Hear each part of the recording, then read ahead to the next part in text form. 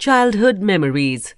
Shortly after my birth, my father took to constantly travelling about.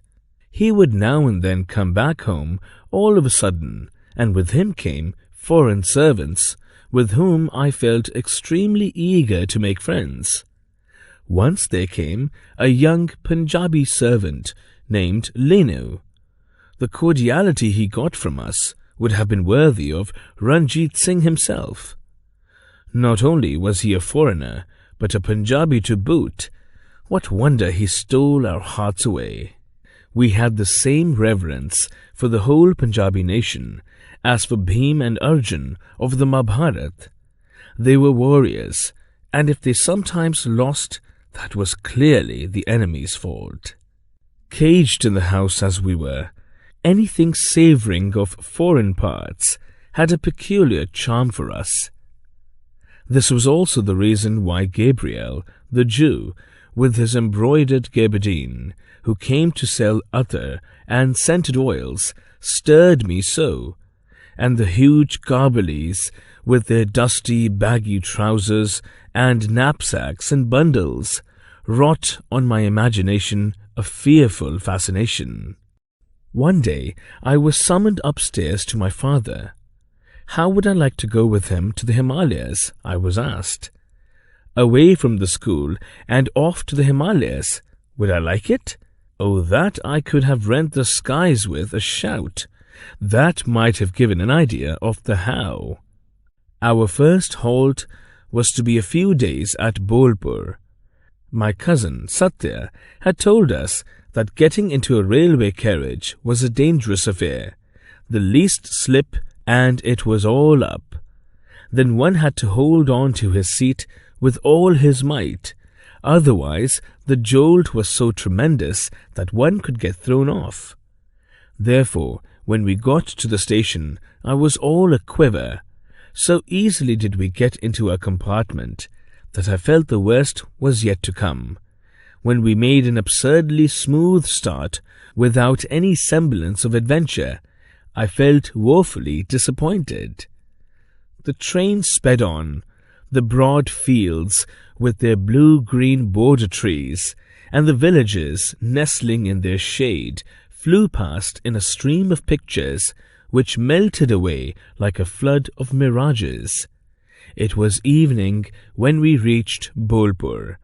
As I got into the palanquin, I closed my eyes to preserve the whole of the wonderful vision before my waking eyes in the morning light.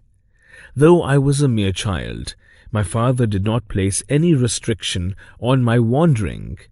In the hollows of the sandy soil, the rainwater had ploughed deep furrows, carving out miniature mountain ranges full of red gravel and pebbles of various shapes, through which ran tiny streams, revealing the geography of Lilliput.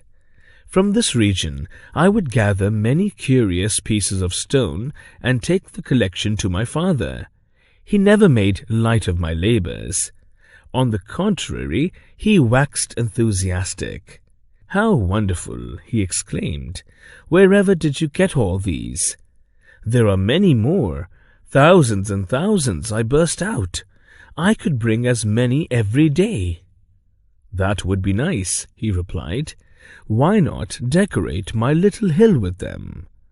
An attempt had been made to dig a tank in the garden, but the subsoil water proving too low, it had been abandoned with the excavated earth piled up into a hillock.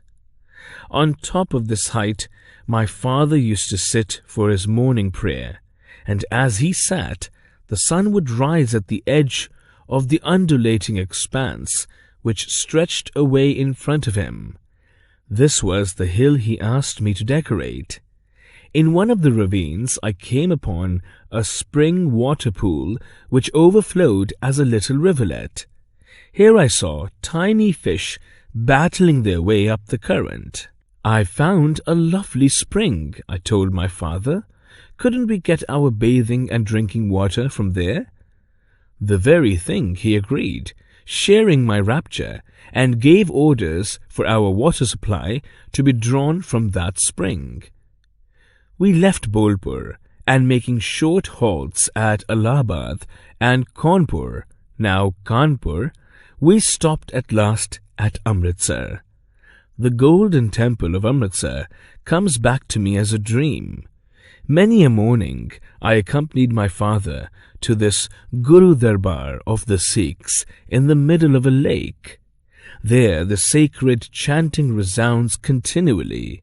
My father, seated amidst the throng of worshippers, would sometimes add his voice to the hymn of praise, joining in their devotions.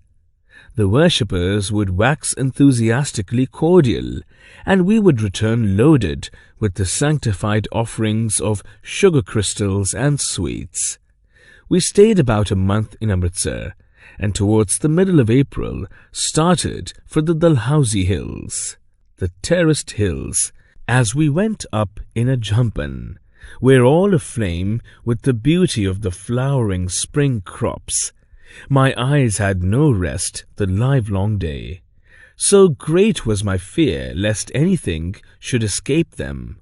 Wherever at the turn of the road into a gorge, the great forest trees were found clustering closer, and from under their shade a little waterfall trickled out, babbling its way over the black moss-covered rocks.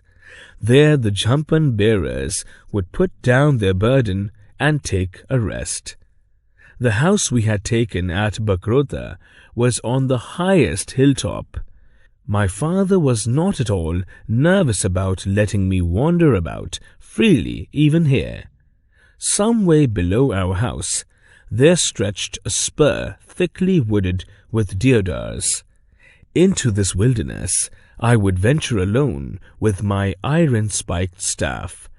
These lordly forest trees, with their huge shadows, towering like so many giants, what immense lives they had lived through the centuries. And yet this boy of only the other day was crawling about their trunks unchallenged. Staff in hand, I would wander away from one peak to another, but my father did not object.